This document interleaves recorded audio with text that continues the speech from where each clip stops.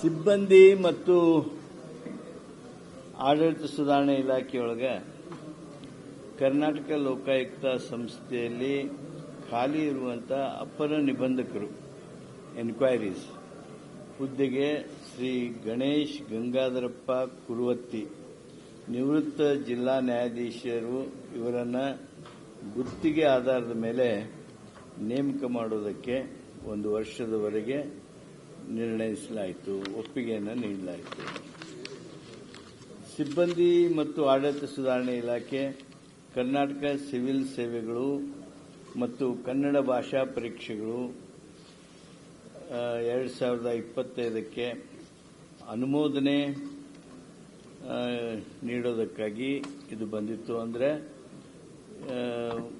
150 ಅಂಕಗಳ ಕನ್ನಡ ಭಾಷಾ ಪರೀಕ್ಷೆಯ ಅರ್ಹತಾ ಪರೀಕ್ಷೆಯಲ್ಲಿ ತೇರ್ಗಡೆಯಾದ ನಂತರವೇ ಗೆಜೆಟೆಡ್ ಪ್ರೊಬೇಷನರ್ಸ್ ಹುದ್ದೆಗೆ ನೇಮಕಗೊಳ್ಳಲು ಅರ್ಹತೆ ಪಡೆಯುತ್ತಾರೆ. ಆದ್ದರಿಂದ ನೇಮಕಾತಿ ನಂತರ ಅವರಿಗೆ ಕನ್ನಡ ಭಾಷಾ ಪರೀಕ್ಷೆಯಲ್ಲಿ ತೇರ್ಗಡೆಯಾಗುವುದನ್ನು ಕಡ್ಡಾಯಗೊಳಿಸುವುದನ್ನು ತೆಗೆದುಹಾಕಬೇಕು ಅಂತ ಹೇಳಿ ಪ್ರಸ್ತಾವನೆ ಇತ್ತು. ಬಹಳ ದೀರ್ಘವಾಗಿರ್ತಕ್ಕಂಥ ಚರ್ಚೆ ನಂತರ ಈ ಪ್ರಸ್ತಾವನೆಯನ್ನು ಸಚಿವ ಸಂಪುಟ ಒಪ್ಪಲಿಲ್ಲ.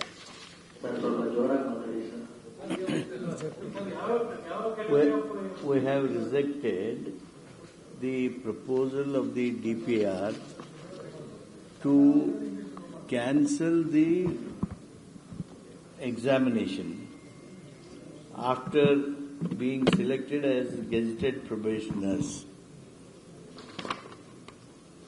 ಮಹಿಳಾ ಮತ್ತು ಮಕ್ಕಳ ಅಭಿವೃದ್ಧಿ, ವಿಕಲಚೇತನರ ಹಾಗೂ ಹಿರಿಯ ನಾಗರಿಕರ ಸಬಲೀಕರಣ ಇಲಾಖೆಯೊಳಗೆ 2025ನೇ ಸಾಲಿನಲ್ಲಿ ಅಂಗನವಾಡಿ ಕಾರ್ಯಕರ್ತರು ಮತ್ತು ಸಹಾಯಕಿಯರಿಗೆ ತಲಾ 2 ಸೇರಿಗಳಂತೆ ಸಮವಸ್ತ್ರ ಒಟ್ಟು 2,79,688 ಸೀರೆಗಳನ್ನು ಘಟಕ ವೆಚ್ಚ ₹500ದಂತೆ ಸಮಗ್ರ ಶಿಶು ಅಭಿವೃದ್ಧಿ ಯೋಜನೆಯಡಿ ಒಟ್ಟು 13,92,8,00,000 ಮೊತ್ತದಲ್ಲಿ ಕೇಂದ್ರ ಸರ್ಕಾರದ ಪಾಲು 7,91,00,000 ಮತ್ತು ರಾಜ್ಯದ ಪಾಲು 6,07,00,000 ಮೊತ್ತದಿಂದ ಖರೀದಿಸಿ ವಿತರಿಸಲು ಆಡಳಿತಾತ್ಮಕ ಅನುಮೋದನೆಯನ್ನು ನೀಡಿದ್ದೇವೆ.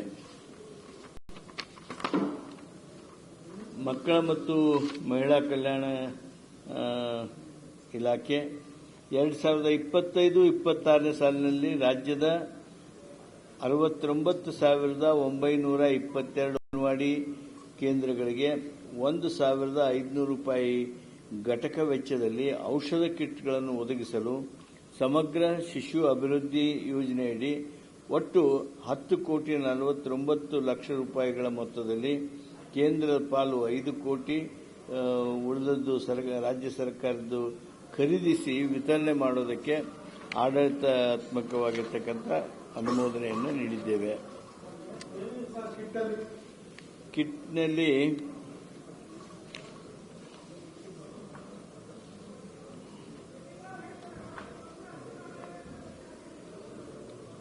ಔಷಧ ಕಿಟ್ಗಳನ್ನು ಒದಗಿಸಲು ಸಮಗ್ರ ಶಿಶು ಅಭಿವೃದ್ಧಿ ಯೋಜನೆಯಡಿ ಒಂದು ಸೆಕೆಂಡ್ ನಾನು ಯಾವುದು ಇದನ್ನು ಕೊಡ್ರಿ.